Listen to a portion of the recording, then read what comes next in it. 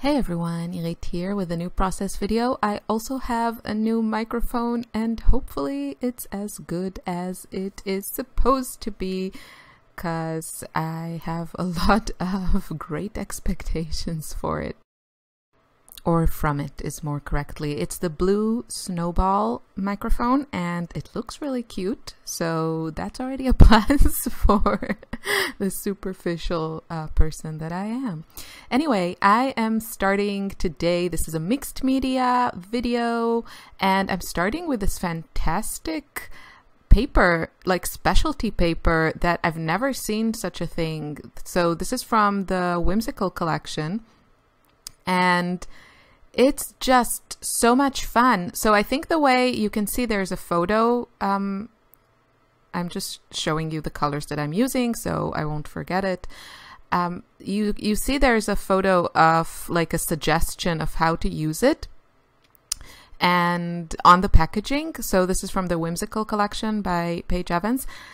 And basically she backed it with some colorful pattern paper and that looks great, but I wanted to take this to the next level. So I'm just going to paint the parts, mostly the parts that are sticking out. I'm not going to get too fussy about it. You know, you can do like really delicate work and you make sure that none of the like background paper is painted, but that's not how I roll and I don't have the patience for that. So I'm just trying a couple of things and I tried with a brush.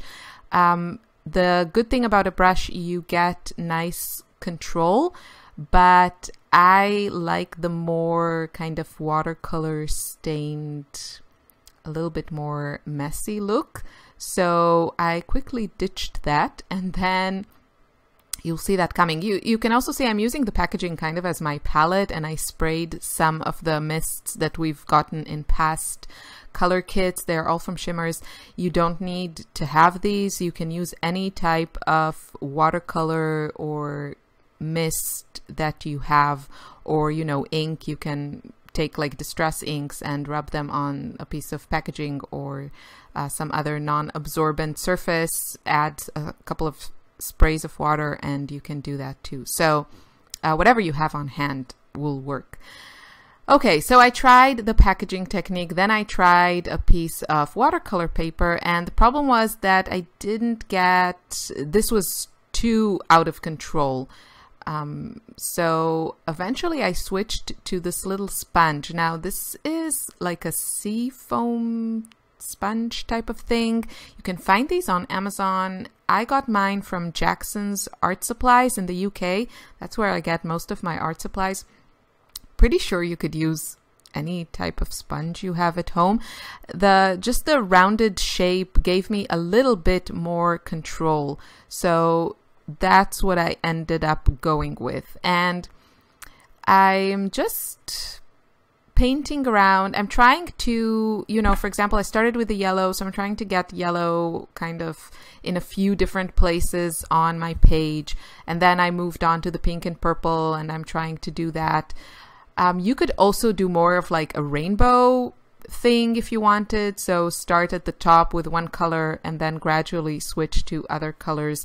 Whatever you want. There are like a lot of possibilities here. You can also go very monochromatic and just do few colors.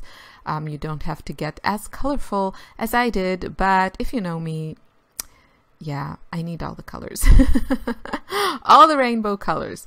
So now I'm kind of moving on to the leaves and I'm trying to get a nice variation of colors. So going in certain places more into the turquoise and then in other places more into kind of the yellow green colors. Just keeping things colorful and not too unified, samey, if you know what I mean. Nudge, nudge, wink, wink. Say no more. If you got that reference, we can be best friends. So then I thought I need some splatters here. So I'm just going to use a few of the colors that I used on the flowers to add some splatters. That makes me really happy. Now this paper is quite thick, so it handled the sprays really well. You could spray directly on it, which I will do, and then clean up a bit the mess. But it takes a nice amount of water. I wouldn't like soak it in sprays, but you can see the paper held on really great. It didn't really warp or, you know, crumble. Some cardstocks will just not handle water at all. So this did very well. And yeah, it was just so much fun. You can get this gorgeous background with hardly any effort. So that's it. My background is done. I waited for everything to dry. And now there is a little bit of space. You can see that in the middle of this to add your photo. And that's what I'm going to do. I have this cute photo of Ella. And I think actually if you have maybe a photo with your kid in like a field of flowers, I think that would work really well.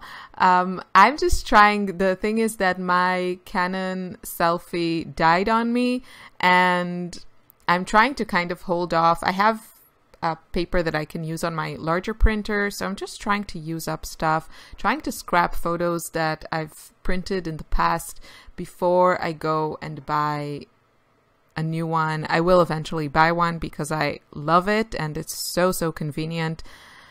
But yeah, for now I'm using some older photos. So working on my title, and I cut this process a little bit. I edited out a little bit for you because I thought it was a bit boring. So I'm going to use these gorgeous little foam thickers that came in the Project Life kit. I love these so much. These are also from the Whimsical collection, and basically I tried a couple of options until I got the right colors. I can get a little bit problematic when it comes to these stages. I'm sorry about the light. I think the white paper just really messed up my camera's white balance, so sorry about that. But yeah, so there I go. I'm using the word lovely from that word thicker pack we got in the kit, and you can see everything in the October kits that I got on the unboxing video, which is on my channel, so you can have a better idea of what is in these kits. But basically it's mostly the new Paige Evans collection and a few of the Vicky Boutin new goodies. So that's most of the stuff. And I think on this one, the frame is actually from Vicky Boutin's ephemera pack, but I think almost everything else is from the Whimsical collection. So now I'm going back to that floral pack, which I absolutely love. I could use that on every single layout, and I'll probably do that in, the videos using this kit. And I'm just trying to kind of see which colors I like for this. And I decided to go with the lighter purplish flowers.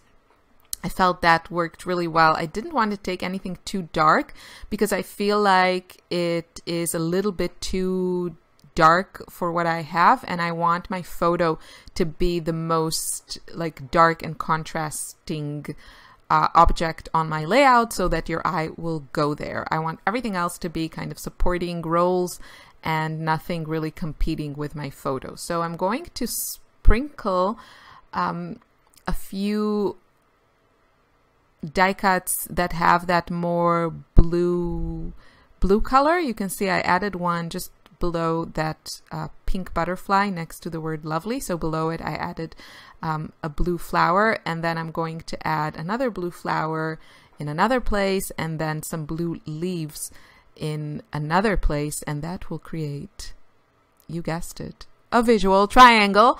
I'm sorry, it works. It sounds fancy to say, but it absolutely works. So I am just looking through everything that I want to use from that floral ephemera pack, and then I'm going to add a few more stickers from the sticker book, and then at the end I'm going to add the cutest little puffy stickers.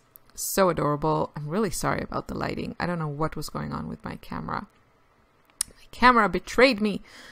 So now I'm just adding a few little leaves. This was just so much fun to make, you know? I mean, I love pretty much every kit. Kimberly has a very, you know, her aesthetics are very close to mine.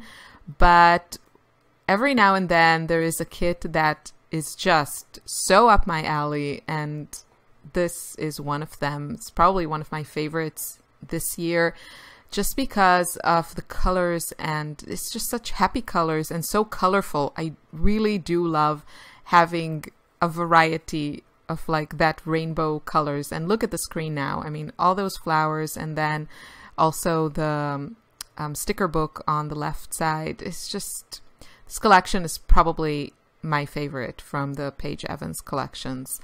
And that's saying something, because she's had some really, really beautiful collections. It's just her color choices are really what I go for. And I also really like that there's not a lot of dark colors here. So I'm trying a few things that I end up not including, I think mostly because they were just a little bit too dark, and I really wanted to keep all the embellishments really, really light here.